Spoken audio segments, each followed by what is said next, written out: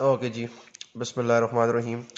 तो जवानों और जवानियों, लास्ट लेक्चर में हम लोगों ने बर्नौलीज इक्वेशन को डिराइव किया, लेकिन उसे हमने समझा नहीं कि what does this mean actually. So in this very lecture, in this very short lecture, we are going to understand it. We are going to dismantle this equation. So जो सबसे ज्यादा अच्छी तरीके से हम कर सकते हैं इसको समझना कि हम एक जनरल रिजल्ट डिराइव करेंगे और वो एक जनरल कंसेंसस डेवलप करेंगे, और वो लिंक्ड होगा थोड़ा सा इक्वेशन ऑफ कंटिन्यूटी के साथ भी, जो कि पहले से ही आपको पता है.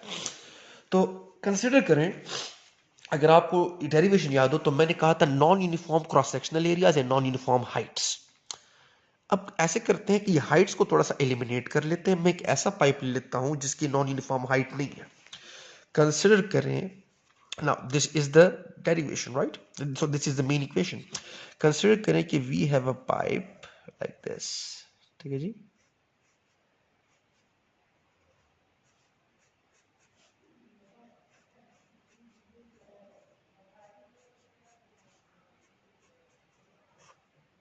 ठीक हो जी. Okay. Now if you can look at it, right?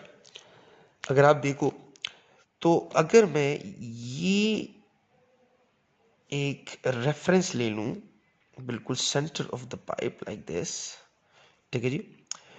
तो अगर आप देख लो तो ये वाला एंड, जिसे मैं एंड वन कह देता हूं, इसे मैं एंड टू कह देता हूं. अगर आपको याद हो तो last time this and was a bit lower, right? अब यहां पर जो हाइट है, राइट, h2, और यहां पर जो फ्लूइड की हाइट है h1, that is almost equal. So हमारे पास पोटेंशियल एनर्जी में कोई चेंज आएगा नहीं. अगर मैं यहां पर कहूं कि P1 plus 1/2 rho V1 square plus rho g H1, सही जी, is equal to P2 plus 1/2 rho V2 square plus rho g H2, तो रो जी H1 और रो जी H2 में कोई फर्क होने वाला है नहीं, बिकॉज यहां पर हाइट और यहां पर हाइट बराबर है, राइट? सो मैं इस वाले टर्म को क्या कर सकता हूं, मैं इसको इग्नोर कर सकता हूं. I can ignore it. So अगर आपके पास बिल्कुल हॉरिजेंटल फ्लैट असेंबलीज हो, ऐसे एग्जांपल्स हो जो कि बिल्कुल स्ट्रेट आपके पास उसमें फ्लूइड फ्लो करे, और एक एंड पे और दूसरे एंड पे जहां पर आप बर्नौलीज प्रिंसिपल जो है वो अप्लाई करना चाह रहे हो, उनकी हाइट्स में कोई फर्क ना हो. Remember, I am again telling about the Heights. तो आप जो है इस इक्वेशन को, बर्नौलीज प्रिंसिपल को रिड्यूस करके लिख सकते हो कि it is simply P plus 1/2 rho V square is equal to constant. ठीक है जी. Now this equation is only applicable to this type of assemblies की जहां पर पोटेंशियल एनर्जीज में कोई फर्क ना हो. अगर आपके पास ये वाला एंड थोड़ा सा नीचे हो या थोड़ा सा ऊपर हो, तो फिर आपको ये वाला एंड भी लिखना पड़ेगा. पोटेंशियल एनर्जी वाला पार्ट वहां पर अपने आप को दिखाएगा. There will be a change in the potential energy of one side, सही जी, from the potential energy of another side. लेकिन फिलहाल मैंने ये वाली असेंबली ले ली है because we are going to deal these sort of problems, सही जी, अगेन एंड अगेन.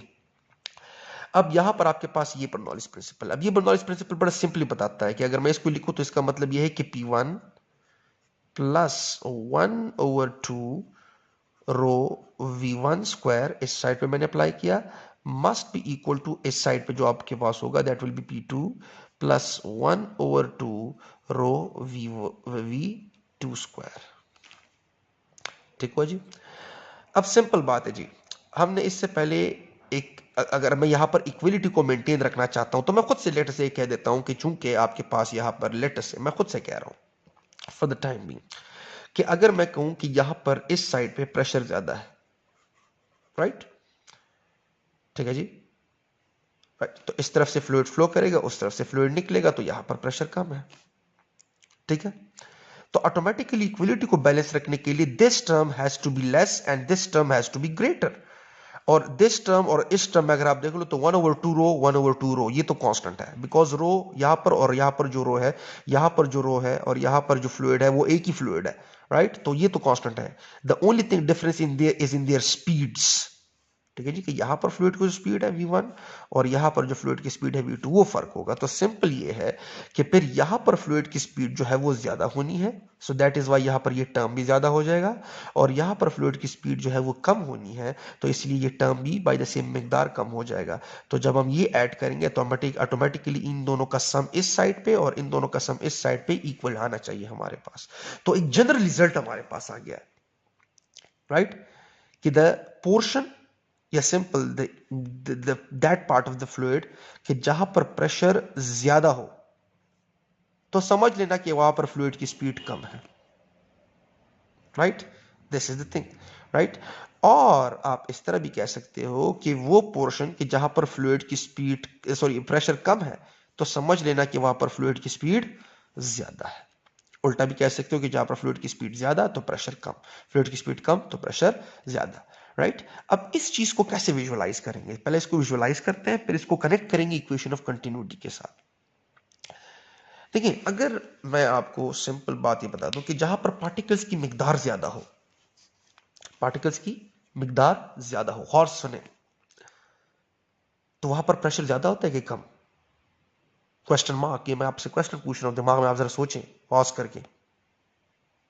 ओके, आपने आंसर सोच लिया होगा, मैं अब आपको जवाब देता हूं। जहां पर पार्टिकल्स की मिकदार ज्यादा हो फ्लूइड की, राइट, तो वहां पर आपके पास प्रेशर ज्यादा होता है, बिकॉज ज्यादा पार्टिकल्स मीन ज्यादा कोलिजन, ज्यादा कोलिजन मीन ज्यादा force applied per unit area, right? So pressure ज्यादा हुआ, राइट?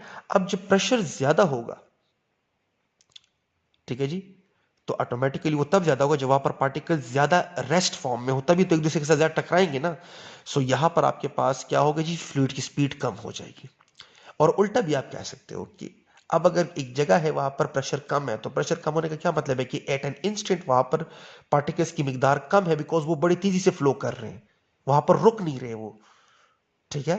तो ऑटोमेटिकली रुकने ना रहने का क्या मतलब है कि वेलोसिटी ज्यादा है। ओके, इस अगर कोई इसको आप विजुअलाइज करना चाहते हो तो ऐसे विजुअलाइज करें कि लेट्स से आप रोड को देख रहे हो, ये आपके पास दरमियान में ये फुटपाथ रहा, राइट? अच्छा जी, ये रोड है, ये रोड उस साइड, अच्छा यहां पर ट्रैफिक का जो फ्लो है इस तरफ ये है, और इस तरफ ट्रैफिक का फ्लो इस तरफ है, ठीक है जी? लेट अस से आप रोड को ऊपर से सैटेलाइट की तरफ से आपने एक ड्रोन कैमरा ऊपर लगाया हुआ और आप रोड को देख रहे हो। अब यहां पर जो गाड़ियां हैं, यहां पर जो इस तरफ जा रही हैं, यहां पर गाड़ियों की जो स्पीड है वो ज्यादा है, ठीक है जी? और लेट अस से यहां पर गाड़ियों की स्पीड जो है वो कम है। तो अगर मैं आपसे कहूं कि एट एन इंस्टेंट उस ड्रोन कैमरे से एक तस्वीर लें, यहां पर गाड़ियां तेज स्पीड से जा रही हैं और यहां पर थोड़ी सी स्लो जा रही हैं, ठीक है जी, इस तरह। तो अगर मैं कहूं कि एट एन इंस्टेंट वो तस्वीर लें, तो अगर आप तस्वीर ले लें, ठीक है, तो आपको एट दैट इंस्टेंट जो आपने तस्वीर ली हुई है, या एट दैट इंस्टेंट अगर आप टाइम को एक फ्रीज करके दिमाग में विजुअलाइज करें, तो आपको क्या होगा कि यहां पर गाड़ी की जो स्पीड ज्यादा है, तो वहां पर आपको एट सिंगल इंस्टेंट कम गाड़ियां नजर आएंगी, राइट? और वहां पर उस रोड पे जहां पर गाड़ियों की स्पीड कम है, वहां पर एक ही इंस्टेंट में आपको उस रोड के मुकाबले में ज्यादा गाड़ियां नजर आने वाली है, उस एक स्नैप में, उस एक पिक्चर में। तो देखें, अगर आप इन गाड़ियों को रिप्लेस कर दें with the particles of the fluid, तो जहां पर फ्लूइड तेजी से फ्लो करता है, तो अगर आप टाइम के एक लम्हे में, एक जर्रे में आप विजुअलाइज करो, तो वहां पर आपको नजर आएगा कि पार्टिकल्स एट एन इंस्टेंट कम है। और जहां पर फ्लूइड की स्पीड कम है, तो आप जब एक लम्हे में उस जर्रों में देखोगे टाइम के, अगर उसको फ्रीज करोगे, टाइम को एक स्नैप लोगे, तस्वीर लोगे, तो आपको नजर आएगा कि वहां पर पार्टिकल्स की मिकदार ज्यादा है, जिस तरह की गाड़ियां ज्यादा है। तो जहां पर पार्टिकल्स की मिकदार ज्यादा, तो ऑटोमेटिकली उनके आपस में कोलिजन ज्यादा, तो फोर्स पर यूनिट एरिया ज्यादा, तो आपके पास ऑटोमेटिकली प्रेशर ज्यादा जहां पर फ्लूइड की स्पीड कम। और जहां पर फ्लूइड की स्पीड ज्यादा, तो वहां पर पार्टिकल्स जो है वो ठहरते नहीं है, तो जब ठहरते नहीं है तो at an instant, at any instant of time particles की मिकदार ने कम होना है। पार्टिकल की मिकदार के कम होने का क्या मतलब है कि फोर्स पर यूनिट एरिया कम, क्यों? बिकॉज कोलिजंस कम, तो ऑटोमेटिकली प्रेशर यहां पर कम। सो इस तरह you can visualize this, I hope this helps, ठीक है जी? So that is it. Now we are going to connect this same pattern with the equation of continuity. अब equation of continuity क्या कहता है कि अगर मैं यही यही आपके पास इसी तरह का एक वो ड्रॉ करूं लाइक दिस, ठीक है जी? तो अब अगर आप यहां पर आप देख लो, तो यहां पर एरिया ज्यादा है ना, यहां पर एरिया कम। तो इक्वेशन ऑफ कंटिन्यूटी मुझे ये बताता है, अगर ये 1 है और ये 2 है, कि जहां पर एरिया ज्यादा, तो वहां पर फ्लूइड की स्पीड कम, और जहां पर एरिया कम, वहां पर फ्लूइड की स्पीड ज्यादा।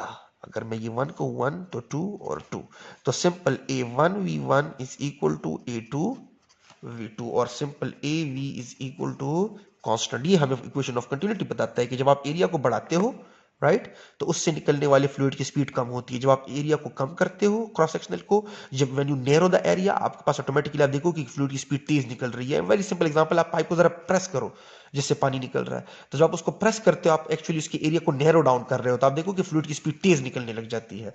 Right, so that's the thing. So अब यहां पर अगर मैं देखूं, राइट, तो मैं कह सकता हूं यहां पर एक और चीज कनेक्ट कर सकता हूं, वो क्या, सिंपल, अगर मैं इसको और जनरलाइज फॉर्म में, कि अगर एरिया ज्यादा, राइट, तो फ्लूइड की speed according to equation of continuity कम, और जब फ्लूइड की स्पीड कम तो automatically according to Bernoulli's principle pressure क्या, प्रेशर ज्यादा।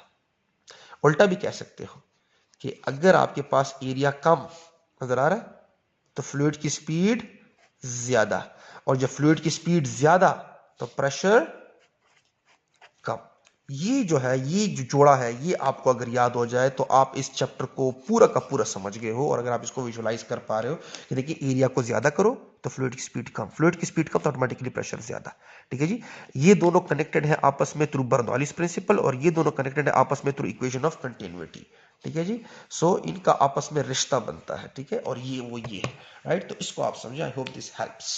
ओके, तो जवानों और जवानियों इंशाल्लाह से बर्नौलीज प्रिंसिपल की जो एप्लीकेशन है उसमें आपसे मुलाकात होगी। सो प्रैक्टिस करता रहा करें, करते रहा करें, और अपने आप को अपनी लिमिट्स की बियॉन्ड पुश किया करें। ओके जी, सो बाय।